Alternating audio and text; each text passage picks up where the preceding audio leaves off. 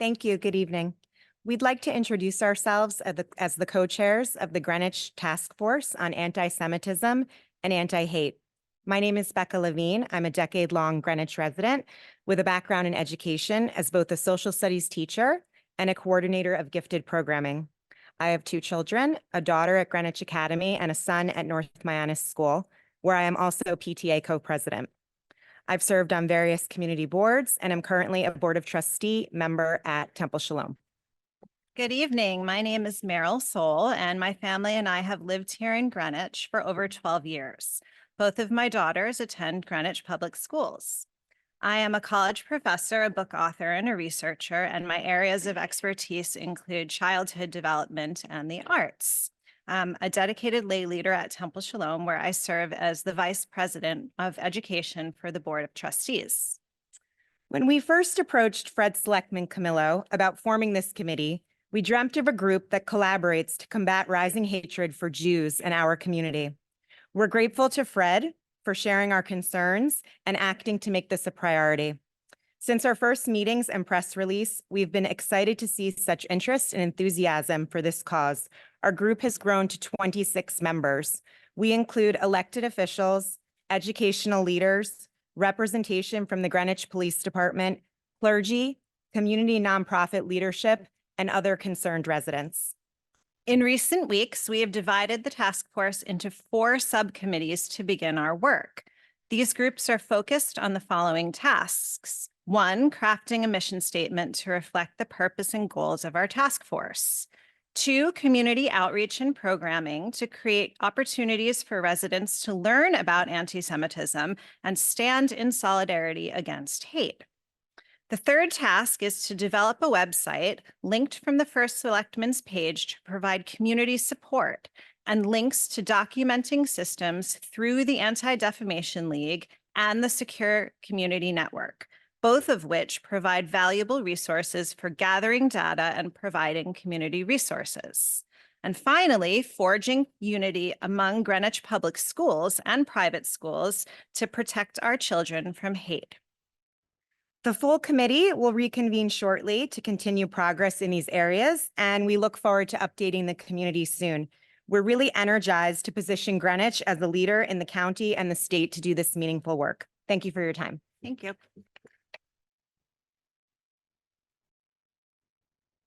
Miriam Cruiser is our RTM liaison to this. Hi, task good force. evening, fellow RTM members and guests. Miriam Cruiser, District 7. I was asked to join this task force and very happily did so. I just am rising to speak, one, that I am on the committee, the task subcommittee that is working on the website, but we will meet as a full group, so I'll get to know what the other groups are doing as well. So please rely on me if you have any questions about the work of the task force.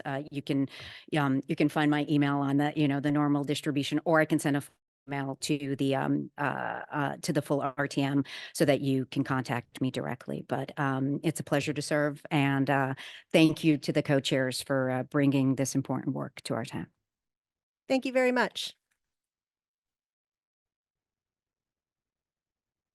As all members have received a copy of the minutes from the March 2024 meeting, the reading of those minutes shall be omitted. Are there any proposed changes to those minutes?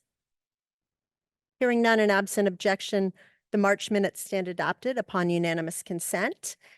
Our first announcement is from our newly elected chairman of the Legislative and Rules Labor Contracts Committee, Josh Brown. I think this is your second go around as the chair of Labor Contracts. Chair. Don't count, Madam Moderator. Members and guests, I'm Josh Brown. Your Labor Contracts Committee was formed in March with the appointment of the 6 members. We had our organizational meeting and I was elected as chair. We have 2 vice chairs after 2 rounds of voting. It was tie, so we decided we're going to do co-vice chairs for the time being, and through the term as we can put our energies to good use. Kim Blank and Glenn Canner are those 2 vice chairs. And then Adam Leader is the secretary. You should understand that only 2 of the members in this Labor Contracts Committee were carryovers from the prior term, which means there's a lot of new information, a lot of new learnings that the team is going to need to go through. We will be taking up a variety of different activities, not only the contract review process, but also looking at other aspects that are charged as part of the RTM rules that we should be looking at and providing guidance and insights to our town negotiator. That is our plan. We started talking about some of those ideas. We want to improve the communication with the RTM, increasing your understanding of the contracts and the process of negotiation. That's an important piece. We also want to engage more routinely with the town negotiator, so we don't have too many fire drills. But now that we're formed, we can, get going on that. And then we also want to enhance the information that is available to the Labor Contracts Committee, because our guidance on and your assessment of the contracts can be informed better with good information, timely information. So we're looking at how we the Labor Contracts Committee and the RTM can get better information earlier in the process, and also help support giving guidance to Mr. Mason as the town negotiator. So we've also, as part of that process, created routine meetings. We'll be meeting the Tuesday before all the committee meetings, with the goal that we'll be able to routinely review and engage appropriately prior to committee discussions and contribute that information to all of the districts.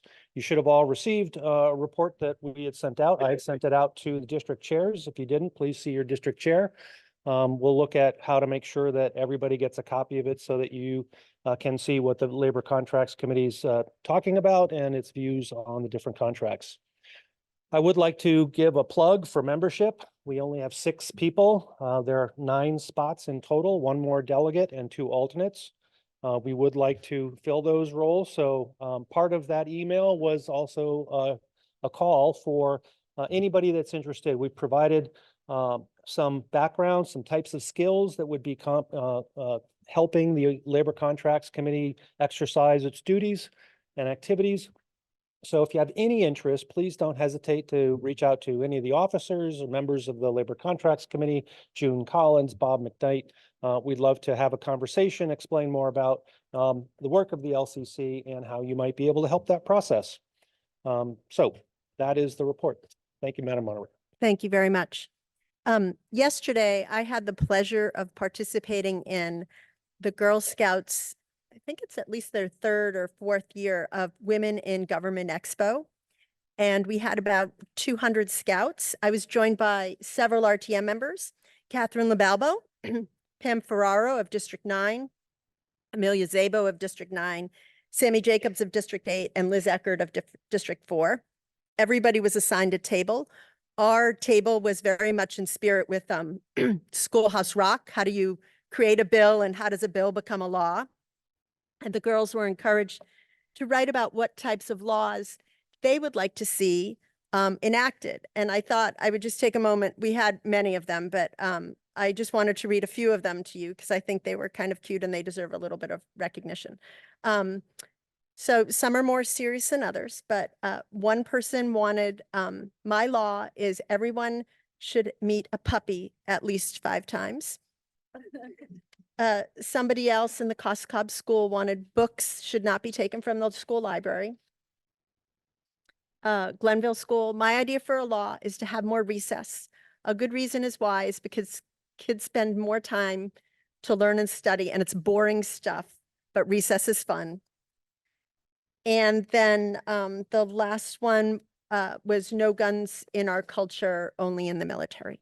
So I hope that, and they all drew pictures. I'm actually wondering if maybe when we have a SOMR petition, we should add pictures to the application package. But it was a great experience. I hope many of you will join us next year as well if we're invited. But I did want to share that with everybody because I think it was a really sweet moment, and it was a nice opportunity for kids to learn about their local government. Okay. That brings us to the call for tonight's meeting. I notified the membership that I would recommend the following organization of our agenda based on reports received. Consent items 2, 3, and 4. Separate 1 for the, which is expected to be postponed to June of 2024. 7, 8, and 10. Items 5, 6, and 9 have been withdrawn. Pursuant to our rules, I will designate items 2, 3, and 4 to our consent calendar. And if those items remain on the consent calendar, all you will hear is what I'm about to say. Item 2 is the appointment of C. Jefferson Skip Parker to be appointed a regular member of the Harbor Management Commission for a term expiring March 31st, 2027. Item 3 is the appointment of Michael Van Oss to be appointed a regular member of the Harbor Management Commission for a term expiring March 31st, 2027. And item 4 is the appointment of Jerry Anderson to be an alternate member of the Claims Committee for a term expiring December 31st, 2025. Are there any objections to the designation of those items on the consent calendar? Okay, Craig, could you please prepare the vote?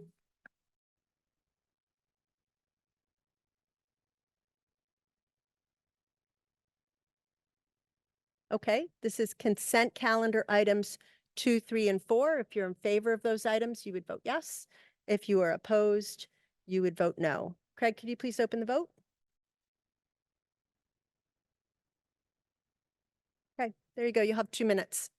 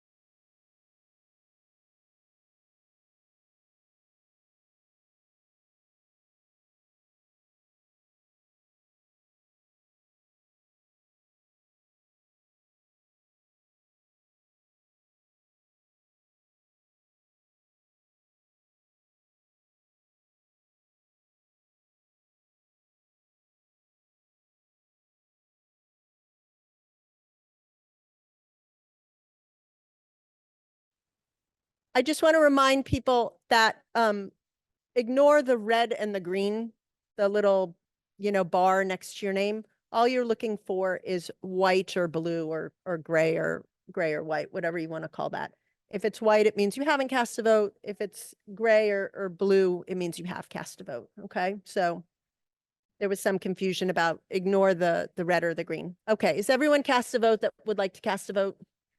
Okay, Craig, can we shut the vote, please?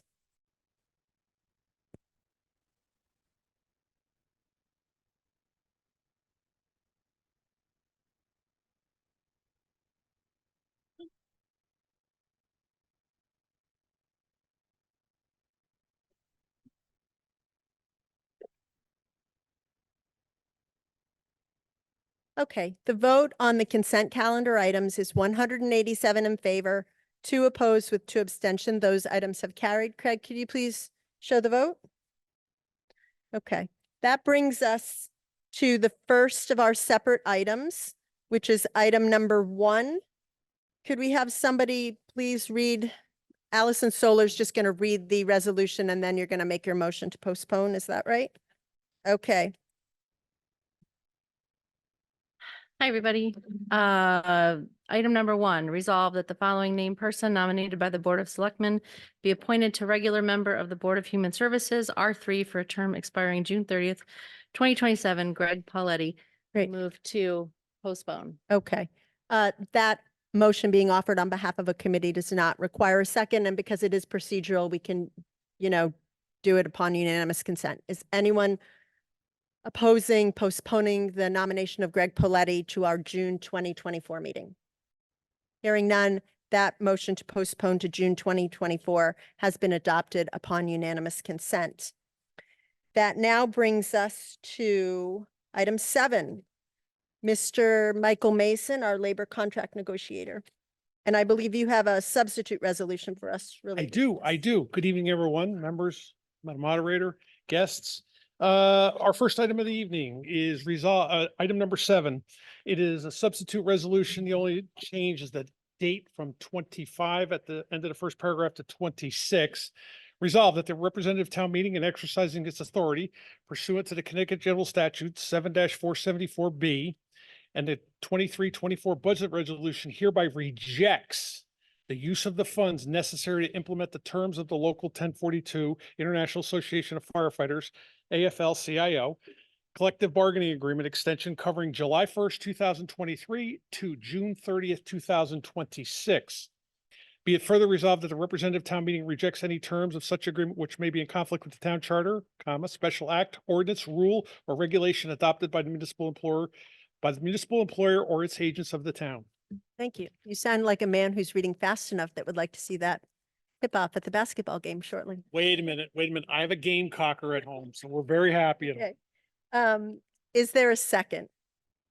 The item has been moved and seconded and is currently before us. May we have the reports from the committees that considered this, beginning with Josh Brown, Chair of our Labor Contracts Committee. Madam Moderator, fellow members and guests, labor contracts met on this contract. We had Mr. Mason helping us understand it. It is odd that a item is before us to reject something, but that is what the state law provides for. Effectively, there is an agreement in place that the bargaining unit in the town have signed and agreed to. Now, the state law provides a certain period of time for the town legislature to reject that. So if we don't like it, we can send it back for more work. So that's why it's a bit unusual. Contracts typically come to us for rejection. This represents about 102 firefighters. It has a gross wage increase of 2.75, 2.75, and 2.75. Those are average increases that are in line with other municipal agreements in the state, so not overly concerning. Healthcare employee reimbursements will increase during the second and the third year, up each of those 2 years 1%, ending up at 16%, which brings it closer to other bargaining units arrangements for their employee contribution for healthcare. There were 2 stipends that were removed from the agreement. Those activities are confined space and trench. They're now part or considered part of the base activities of what the firefighter needs to be doing. And so that's not something supplementary anymore. Additional changes included increasing the money for fire watch and for the fire marshal when they're called in on the weekends or called to stand by in case there are incidents that they need to show up at. Also, some aspects of the agreement are put in place to control some of the overtime, basically by looking at the maximum number of firefighters that can be on vacation at any one time. So there's kind of a cap to it, so it doesn't cause so much overtime is a hope. Another item in the contract was replacing the station uniforms that they wear, kind of, either shorts or khaki pants and a t-shirt or a shirt. They were under prior agreements caused to be fire rated, but they don't need to be fire rated because they're in the stations doing work around the firehouse. They don't need that kind of special, I'll call it uniform. They have their bunker gear when they go to fires. That's what protects them there. The cost of the contract is 9.2% over, approximately 9.2 over the 3 years. which is not bad. But you'll notice in the cost of contract information, there's an additional average of about 700 plus or minus $1,000 a year. In the prior agreement, an arbitrator provided a cost of living increase to those firefighters that are on the defined benefit plan. So when a firefighter were to retire, they would get kind of that money for the rest of the contract. But with the cost of living increase, the rest of their, I'll call it life. But with the COLA, with the cost of living increase every year, it will increase a little bit following close to inflation, whatever the CPI standards are. So that was something that now needs to be funded, and it's going to take about 8 years is what the estimate is. And it adds about $700,000 to each year's contract, and that's determined by the town's actuary to, again, build up funds to support those retirements when they happen. We had discussed postponing the item indefinitely, but felt that this was, a reasonable agreement between the town and the bargaining unit. So we did not vote on that. We did not feel a need for postponing indefinitely. Our vote on this item was 040.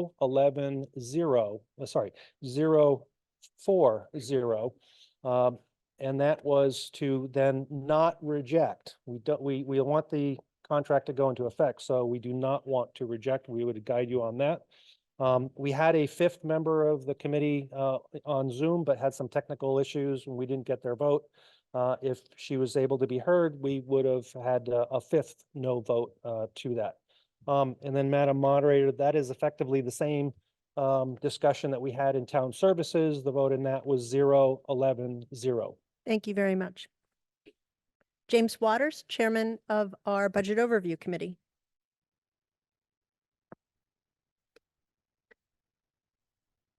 Good evening.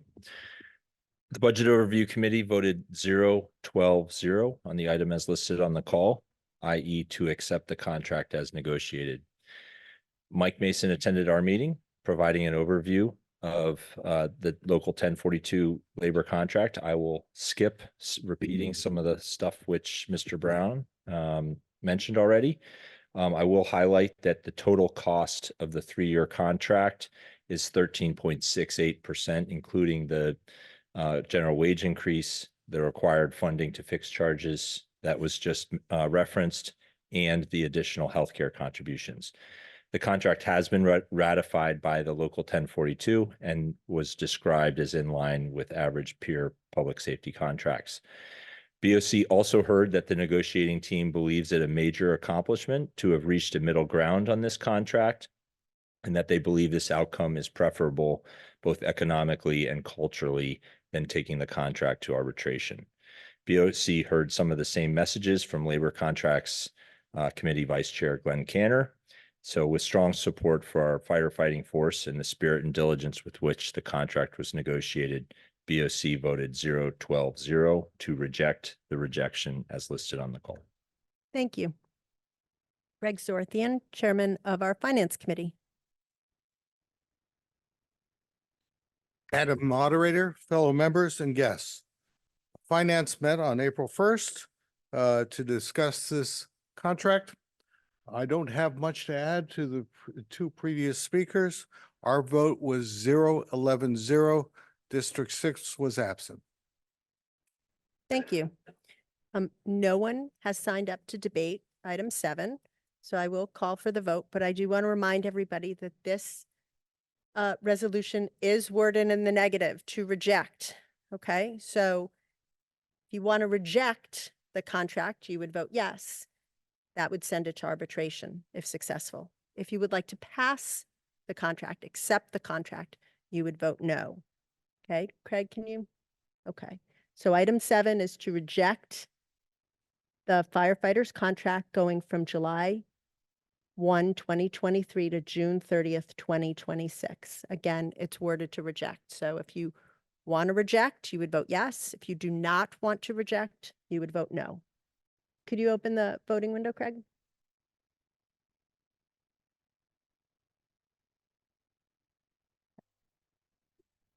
You should be able to vote now. Thank you.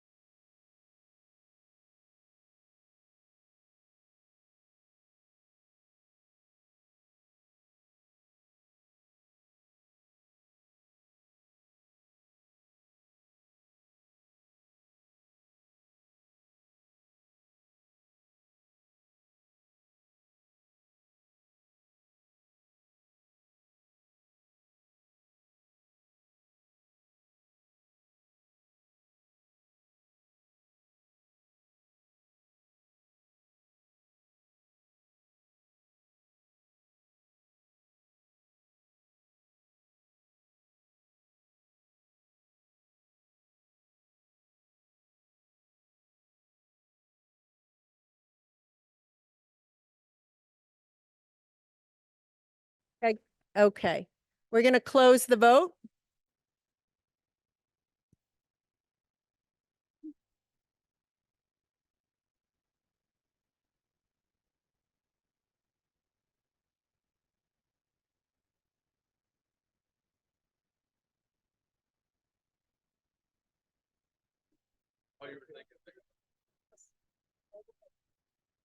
Okay, the vote on item number 7, 4 in favor, 187 opposed with 3 abstentions. The motion to reject has failed. We now move on to item 8, which is the GMEA contract. Mr. Mason, once again, our labor negotiator. Thank you again. Item 8. I'm out. Item 8 is resolved that the representative town meeting and exercising its authority pursuant to the Connecticut General Statute, same statute 7-474B, and the fiscal 23-24 budget resolution hereby rejects the use of the funds necessary to implement the terms of the Greenwich Municipal Employee Association, GMEA, the collective bargaining successor agreement covering, and dates are correct in this one, July 1st, 23 till June 30th, 2026. Further resolved that the representative town meeting rejects any such terms of agreement which may be in conflict with the town charter, special act, ordinance, rule, or regulation adopted by the municipal employer or its agent of the town. Thank you. May we have a second? The item has been moved and seconded and is currently before us. May we have the reports from the committees that considered this item, beginning with Joshua Brown, Chair of our Labor Contracts Committee. Madam Moderator, fellow members and guests, your Labor Contracts Committee met on this item. We had Mr. Mason presenting. 364 employees are covered by this agreement. This bargaining unit is a little bit unique in that it's not part of a national or state group of bargaining units like the firefighters are. This is made up with a lot of different types of people doing a lot of different types of jobs, from police dispatch to food service to administrative assistants and other clerical type activities. So it covers a wide range of activities. And if you looked at the salary schedule and the job descriptions, you'd see, or the job titles, you'd see they're kind of quite all over. This also includes quite a number of part-time employees as part of this process. It's generally split somewhere around 60% of the members are in or serving within the Board of Education in that area versus 40%, which is really on the town side. Their GWI is 2.25, 2.25, 2.5 in each of the 3 years. And that was found to be in line with other agreements in the state, so not out of line. Interesting was that they removed 5 steps from the salary schedule. So a step is every year that you're employed, you would get the step increase plus the GWI. And so over time, your salary will increase relatively quickly compared to just the GWI. They removed the lowest step, the first entry level step, because it was essentially below minimum wage. And then they also were able to come to an agreement to remove the highest 4 of the steps. That's a bit unusual, but that's what the town and the bargaining unit came to an agreement on. The employee healthcare cost is also, the employee's portion is to increase in the second and third year, again, because this is partly retroactive. It's going up 1.5% in years 2, and in years 3 up to a total of 17% that employees will be paying for the healthcare. We did get into a discussion about, because some of these employees are, they don't earn a lot on an annualized basis, and paying 17% of certain healthcare benefits can be very costly, and their salary really doesn't cover a whole lot, doesn't leave much left, I'll say. And so that's something that Mr. Mason and the Labor Contract Committee started to talk about, and we'll see where that conversation goes. We did have the same discussion about postponing indefinitely, didn't feel that there was anything here that was concerning or otherwise. We had also received an email, I did, that you all received one similar recently, that raised the question about the part-time employees' accrual for sick time. And that's something that, as I mentioned in my opening remarks, is something to look at the different HR guides and procedures to see, are they appropriate for the town? Are they appropriate for the employee? And see if there's recommendations coming out of that. So that's a question that the committee will be taking up at some point as we get into it. So our vote on the item was 0-5-0. Yes, the person solved their technical problems. So we had 5 no votes on this. And that would be the same for town services would be 0-11-0. So that would be to not reject this item. Thank you. James Waters, Chairman of the Budget Overview Committee.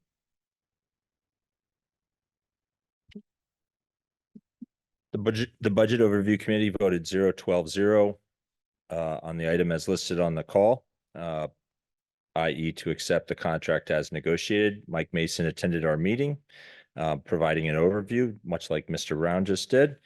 The total cost of the 3-year contract is 11.7%, including the general wage increase and the additional healthcare contributions. The contract has been ratified by the GMEA. BOC also heard that the negotiating team believes it a success to have removed 4 steps for all new hires, and that they believe this outcome is preferable to taking the contract to arbitration. With general support for the achievements in the contract before the RTM, BOC voted 0-12-0 to reject the rejection as listed on the call. Thank you. Greg Zorthian, Chairman of our Finance Committee, to be followed by Christina Downey, Vice Chairwoman of Education. Is our final speaker on this. Madam Moderator, fellow members and guests, Finance took this up on April 1st. We were joined by Mike Mason and Josh Brown, who explained the details of the contract to us. I don't have much to add to their 2 reports. We voted 0-11-0 with D6 absent to reject the rejection. Thank you. Christina Downey, Vice Chairwoman of the Education Committee. Thank you, Madam Moderator. The Education Committee took up this item. Mr. Mason came and gave us a detailed explanation about all the elements of the contract, which he just discussed here.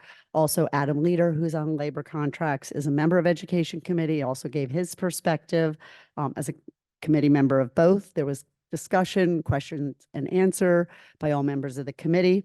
The vote was 0-12-0 to reject the contract, with the District 4 representative wanting to be sure his support for the workers in the town was noted. Thank you. Okay. There was only one person who signed up, and she approached me and said she's withdrawing her interest in speaking. So we have no speakers that have signed up to consider this item. So Craig, could you please prepare the vote? Again, this is a motion to reject the contract. If you want to reject and go to arbitration, you would vote yes. If you do not want to reject, you want to pass or accept the contract, you would vote no. So item 8, to reject the GMEA contract, July 1st, 2023 through June 30th, 2026. Craig, could you open the vote, please?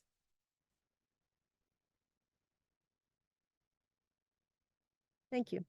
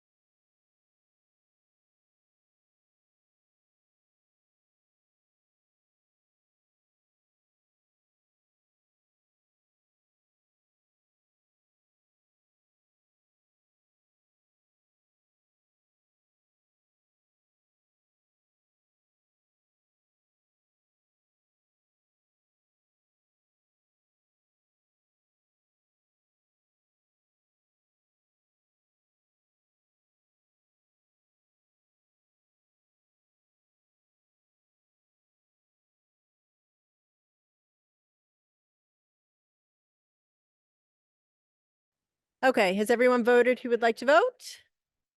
Okay, we are going to close the vote now.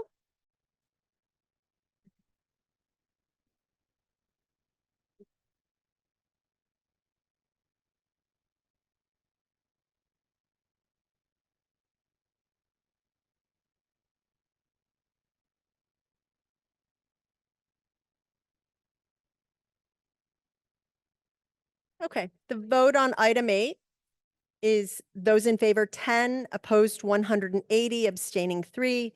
The motion to reject has failed, so that contract has carried.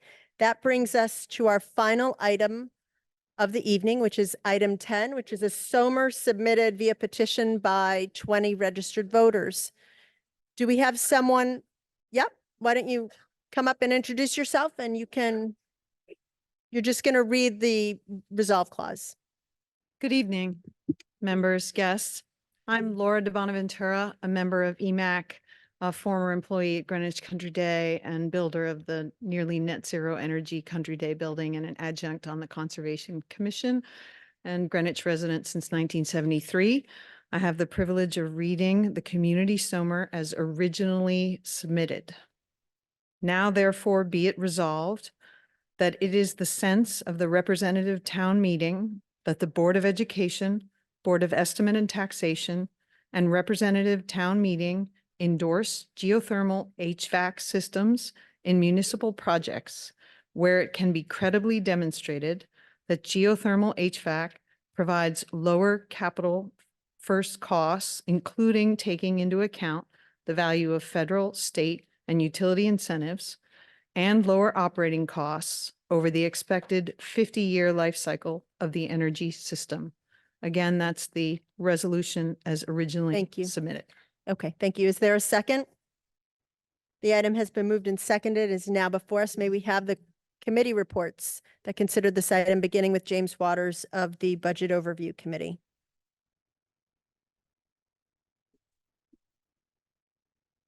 The Budget Overview Committee approved modest revisions to the resolve paragraph in the SOMR by unanimous consent, broadening the language beyond geothermal as there are other highly efficient and renewable systems available, which may be better fits for certain projects. BOC then voted 12-0-0 to approve the SOMR as amended. EMAC members Javier Elman and EMAC RTM rep Mark Lewis, also a member of the BOC, attended our meeting. The discussion focused largely around the Central Middle School project, for which EMAC estimated a long-term cost savings of roughly $6.7 million by using geothermal over a traditional HVAC system. BOC had just heard an update from the Central Middle School Building Committee, who explained that the chosen HVAC system will still exceed Connecticut high-performance building standards. And they also said that adding a geothermal system now would require additional redesign fees and delay the start of construction at an additional cost of $6.65 million. BOC members were reminded that the Board of Education has sole authority to set the education specifications for projects, and that all funding for the project must be approved up front, with federal and state reimbursements and incentive programs coming into play at a future date. BOC broadly felt that the SOMR is a good statement for the RTM to make at this juncture, given upcoming major projects at the Hamilton Avenue School, the Hamel Rink, and the Riverside School, and the need to make progress on utility costs for town-owned buildings. There were no motions and/or votes to modify or reject the SOMR beyond BOC's amended language, which was unanimously adopted. The BOC's amendment was subsequently supported unanimously by the Education, Finance, and Public Works Committees. Thank you. Mr. Zorthian, would you like to go? Greg Zorthian, Chairman of the Finance Committee. Madam Moderator, fellow members and guests. The Finance Committee met on April 1st to discuss item number 10 pertaining to net zero energy SOMR, the SOMR. We first met in a joint meeting with Education and Public Works, and we had Laura de Bonaventura present to us on the SOMR. We then went to our individual committee sessions. Earlier, at the beginning of this process, a member of the Finance Committee, David Levine, had contacted the Finance Committee to say he was going to offer an amendment to include the language from the BOC as well as additional language. We circulated that proposed amendment in advance. The amendment included the language adopted by the BOC as well as additional language urging resources for skills and training be include to ensure the viability of the operations. The amendment to the SOMR passed 12-0-0. The vote on the SOMR as amended was approved by unanimous consent. So our amendment includes the BOC language plus additional language on training and skills. Thank you.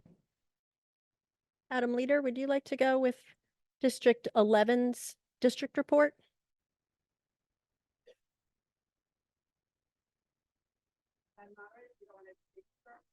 I'm happy to take whoever. I saw him there, but you know, I'm well aware that you're there, Ms. Down. D11 met Wednesday, April 3rd, and a motion was made and seconded to strike 50-year from the now be it resolved paragraph of the SOMR. The end of the clause would then read, and lower operating costs over the expected life cycle of the energy system. The proponent said that 50-year was arbitrary and the equipment's useful life may be longer or shorter for a given system in a given building. The simplified resolved statement is equally firm. There was brief discussion of the item. Several members said that it was more direct and universal to omit the time duration. A record vote was taken on the amendment, 20-0-0 with 3 absences. Thank you.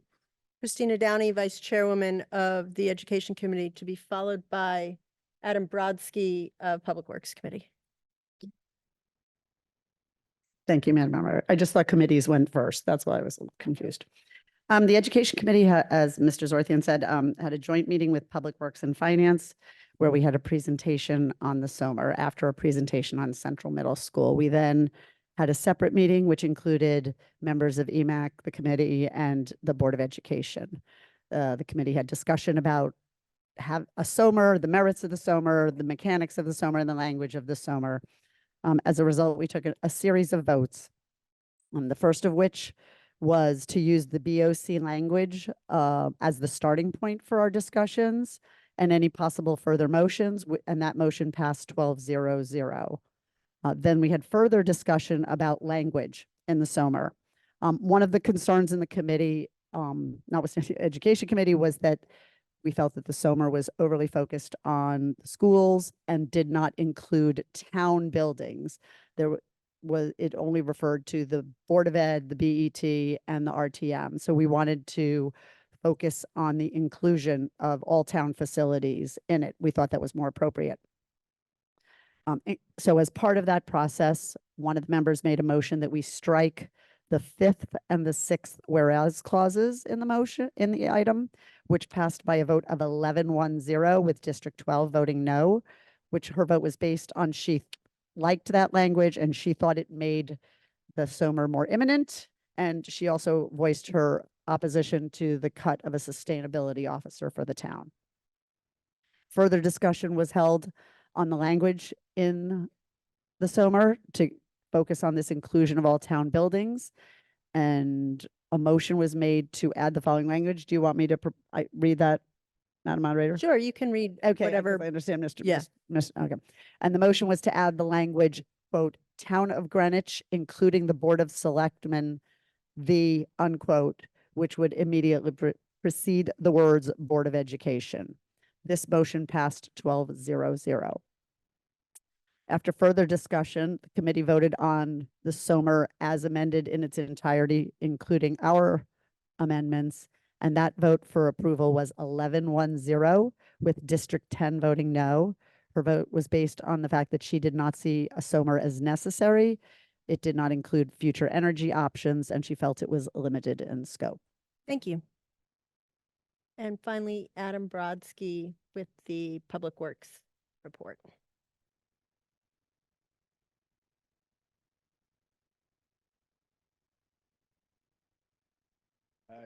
Good evening, Madam Moderator, members of the RTM and guests. I am Adam Brodsky, Vice Chair of Public Works. The committee took up the SOMR, and the SOMR as amended, including the proposed revisions by the BOC, was passed 11-0-0 with District 10 being absent. We supported the additional amendments by the Finance Committee, however, did not take them up for a vote. And that concludes my report. Thank you. Okay. So you've heard probably 5 proposed amendments in there. Some of them are very modest, like District's 11 proposal to just remove 50 years. So what I've asked James Waters to do is, as an individual, consolidate all of those motions to amend into one motion that he will be offering. So we do not have to take 6 separate votes on each of the motions to amend. No one has signed up to oppose any of the motions to amend. So I expect that no one will oppose combining them all for efficiency's sake. So James Waters, as an individual from District 12. Big moment. Very nervous. Okay, Madam Moderator and fellow members, to make our consideration of this item more efficient tonight, I'd like to offer a motion as an individual to consolidate the BOC, Education, Finance, and District 11 amendments. If we did so, the effect would be as follows.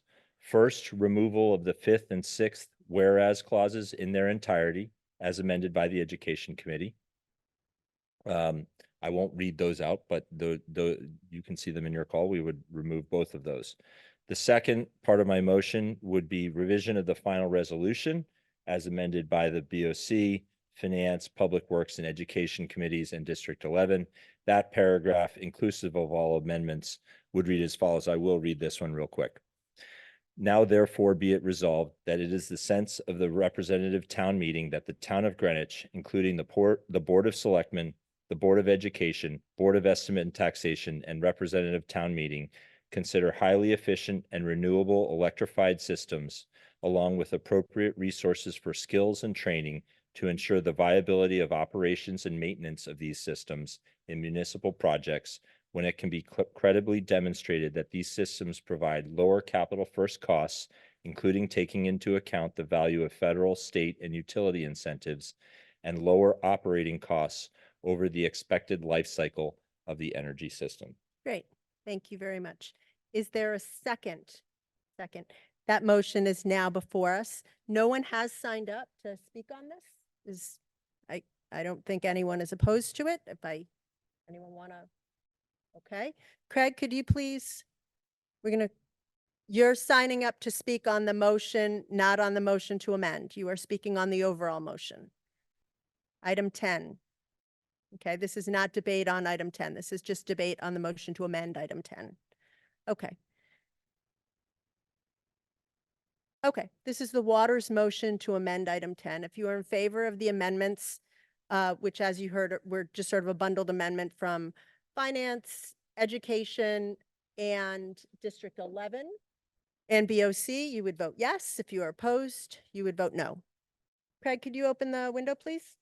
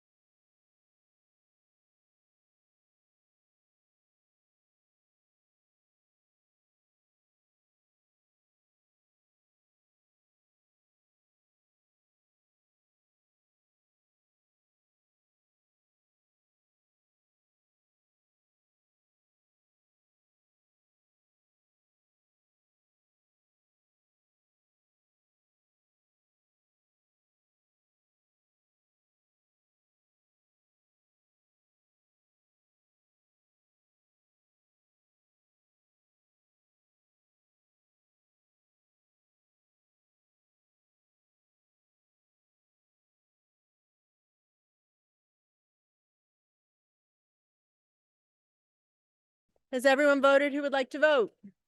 Craig, could you please close the vote?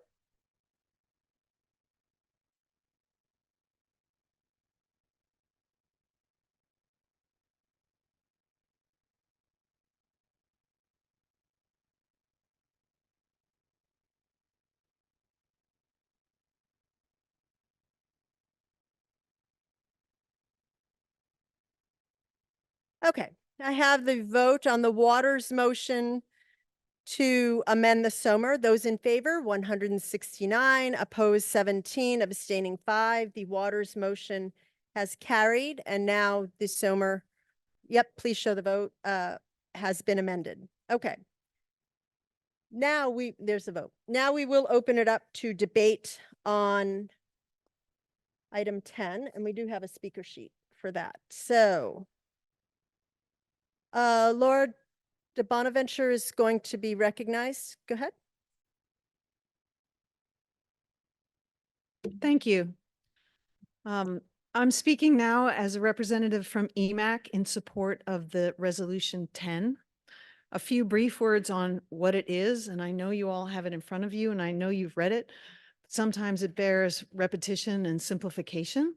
And then a few words on why EMAC endorses it, why we think it's deserves our support and your support. What is it? Well, as you just heard, it calls out that future building committees and groups looking at capital expenses for the town should consider highly efficient, renewable, electrified energy systems. Let me underscore that consideration does not tie the decision makers to adoption. Consideration is consideration. And it calls out support for credible demonstration of key aspects of the decision. Those key aspects are exactly what you would imagine they would be. How much is it going to cost up front? How much is it going to cost over the life cycle of the system under consideration? How available incentives could influence both upfront costs and lifetime costs? And what kind of operating and maintaining expenses and skills are needed to support it? Every decision maker in this group would, I believe, endorse looking at those various aspects of a building project. So why does it deserve our support? And now, if you will, I'm going to try to bring home some of the basics about the energy systems that would be considered if the committees were obliged to consider highly efficient, renewable, electrified systems. So by doing so, for example, they would look at electric energy systems that are multiples more efficient than current legacy systems. In the high-performing Connecticut building codes that were cited, there are only 3 of the 18 items that pertain to energy at all, of which only 1 is relevant for new construction, and that requires a 21% improvement over code. Code is from 2021, whereas current electrified systems available for consideration by building committees can be a 3x or a 5x, not a 1.21x improvement in efficiency. 2, electrified systems reduce the overall energy burden for the state and the need for new gas infrastructure, which affects our tax burden. Now, you might say, why does switching to electric reduce costs at all? Aren't we just swapping? We're not only switching to electric under these considerations, but being massively more efficient. So the total quantity being demanded goes way down. 3rd, electrified systems as available today are in widespread use. For example, there are 20 geothermal schools in Connecticut. Air source heat pumps are growing in the state of Maine, Minnesota, and Connecticut. These are not novel technologies. They're in use today. 4th, electrified systems capture major incentives available now, up to 50% of the total energy system cost, not just the devices, if you will, but also the duct systems, the piping, the wiring, the entire bundle of expense. 4th, the wait time for payment is roughly the time between project completion and when taxes are filed, including for nonprofits who still have to file with the government. So there is a lag, but no different than the lag for any other construction aspect of a project. Next, highly efficient electrified systems increase budget control. costs become more predictable and less volatile because they're less tied to the commodity markets. Why is that true? Because electricity in the state is 50% fueled by nuclear power. Nuclear power is highly predictable, and 50% fueled by natural gas, which can be very volatile. But again, you're using between 3 and 5 times less electricity. So even the volatility that exists for half of the fuel mix is less important. Lastly, highly efficient electrified renewable systems produce cleaner indoor air environments and less emissions causing temperature rise. Let's not forget that the occupants of these buildings, which will stand for 60+ years, bear the consequences of the decisions we make. Thank you very much. Okay. Is Javier here? Javier's online? Okay, Javier Alman?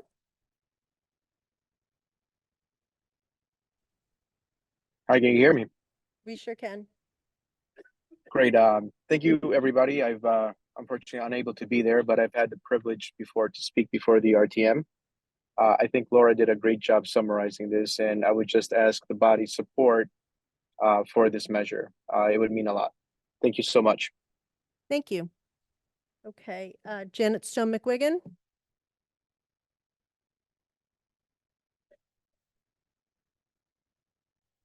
Thank you, Madam Moderator. For the record, I'm Janet Stone McWigan. I serve on your Board of Selectmen. I will be brief because I am very respectful. It's not often that this body can potentially get out at a decent hour. What I will say is the Greenwich Sustainability Committee did not take up this SOMR as amended because the amendments were still being worked out at the time of the committee's last meeting. But as its co-chair, I will note that this SOMR is very much in alignment with the committee's statement of vision. So I respectfully ask that you please support this SOMR. Thank you so much. Thank you. Myra Klockenbrink, member of District 8.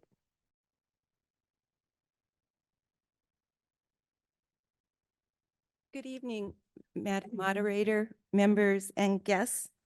I know many of you in this room will remember that the telephone that was wired to the wall and had a receiver that you held up to your ear. And now we all know that we are enslaved to the smartphone. We went through that transition, and this energy transition is just like that.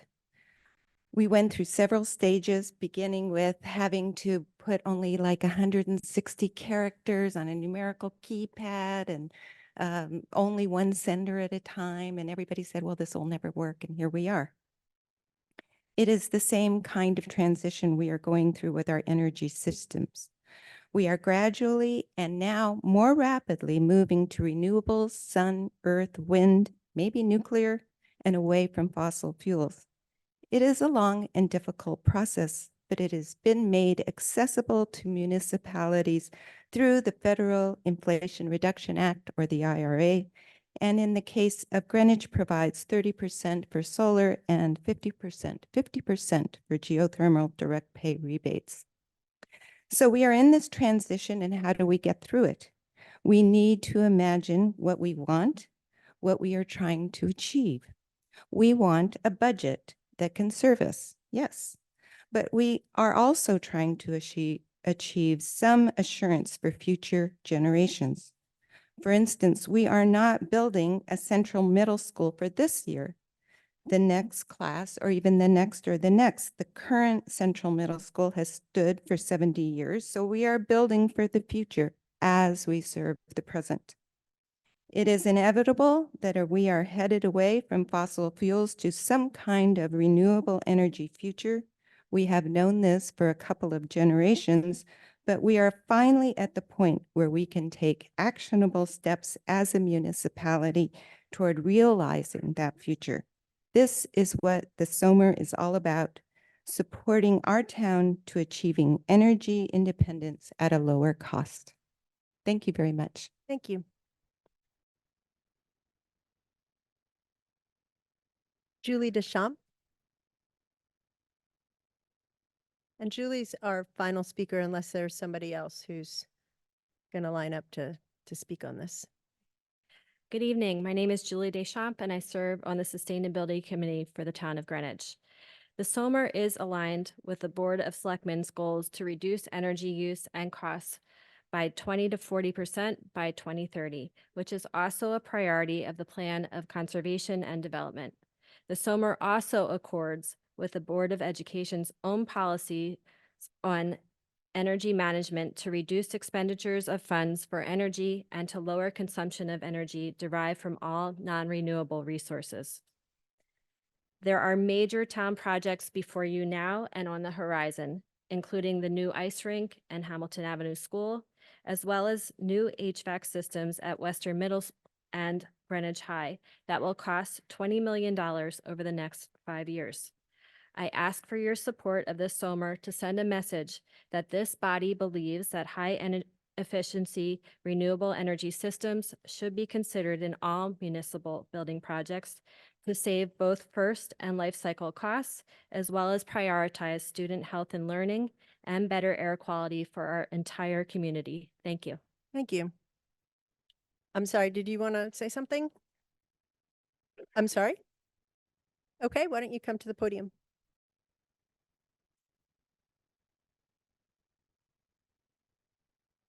Good evening. I'm Claire Kilgallen and speaking as a voting member of the Central Middle School Building Committee. I've shortened my comments in light of the resolution. The SOMR presented is a good addition to the town's energy conservation. We do agree, and that's why we looked at net zero starting in fall of 22. Our goal was to design a building with an energy use intensity, or EUI, of less than 25. The EUI for this project is 18.1. The new school is 53% more efficient than the current CMS. Ms. We have- Kilgallen, Yes. this is about the SOMR though. This is not Yes. specific to Central Middle School, so I Well, would there were ask, already comments about it. yeah, but it sounds almost like you're giving a Central Middle School building report. So if you want to discuss the SOMR, that's okay, but. Sure, I'll go to the end then. Thank you. I think there were some comments in the items as amended that had qualitative statements about the work, which is why we. Okay, I encouraged just them. don't want it to turn into a Central Middle School Sure. building report. I will jump to it. We have met an objective to design a sustainable building and address the town's conservation initiatives. Some are a thermally efficient building envelope with insulation exceeding code requirements, energy efficient electrical and plumbing systems, indoor air quality management, water efficiency, reuse and sustainability, acoustical standards and recycling of materials. We also have a PV solar panel system, and I'll just jump to the end. We support the amended item 10 resolution.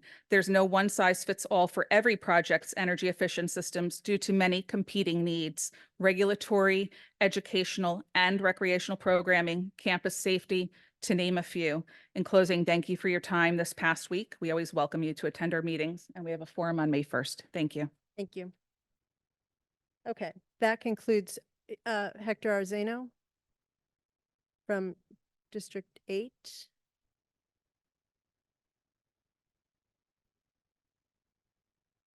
Thank you very much, Mr. Moderator. And I am Hector Arseno, and I am also a state representative for the 151st District, and in Hartford, I serve in the Environment Committee. And what we heard tonight from all these experts and wonderful ladies that present us all the reports that were put in front of us is the direction that the state is moving into. You will see it in the bills that will be passing in this session, and I fully expect that you will support this, and Greenwich will take advantage of what the state and the federal level is offering to us. Thank you. Thank you. Okay. I believe that does conclude our debate. Okay, now at this time, this is an item that's come via petition, SOMR petition, which means in order to take a dispositive vote this evening, we would need a motion to suspend the rules. If we want to take it up, a motion to suspend the rules is not debatable and does require 2/3 to pass. Is anyone offering a motion to suspend the rules? Who offered it? Susan Fahey offered it, and there's a second. Okay, we just need that for the minutes. Okay, The motion is not debatable. Craig, could you please post the motion to suspend the rules? Okay. Motion to suspend the second read rule requires a 2/3 to pass. If you are in favor of suspending the rule, so you can take a final vote this evening on the item, you would vote yes. If you are opposed, you would vote no. You'll have 2 minutes. Could you please open the window?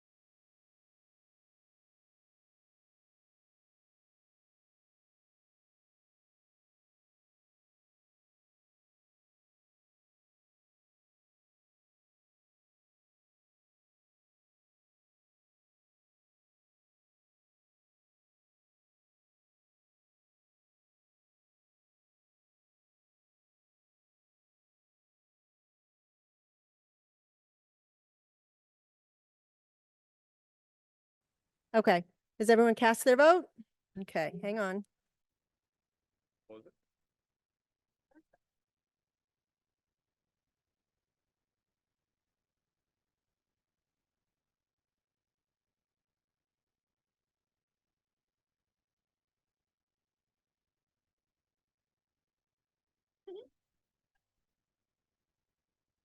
Okay, the motion to suspend the rules, those in favor, 158, opposed 29, abstaining 2. That motion is carried.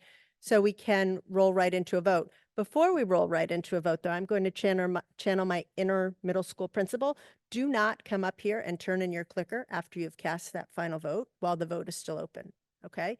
You are gonna not stand up here all clustered together because inadvertently something could happen. So you will sit quietly, or I will dismiss you by rows. Okay, so you can sit there and then you can have the feeding frenzy, but not while the vote is open. Okay, so we are now going to vote in your seats on item 10 as amended. This is a SOMR that includes all of the amendments that we took up earlier through the Waters Amendment. Craig, could you open the vote, please?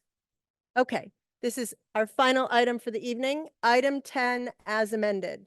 You'll have 2 minutes on the clock.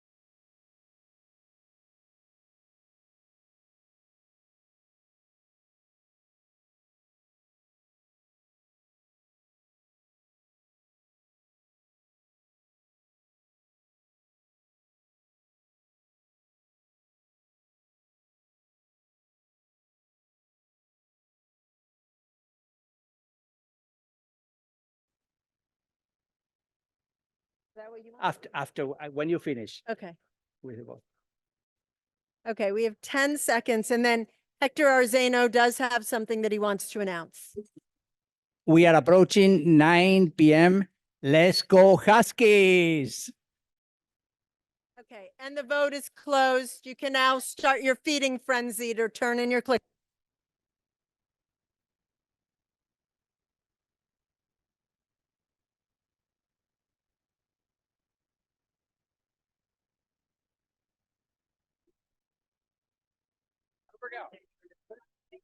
No, we're gonna have to get. Okay, the vote, while you're turning in your clickers quietly, was 157 in favor, 25 opposed, 4 abstentions. The amended SOMR has carried. There being no further business, the meeting stands adjourned. I wish you all a very nice night and we'll see you in May.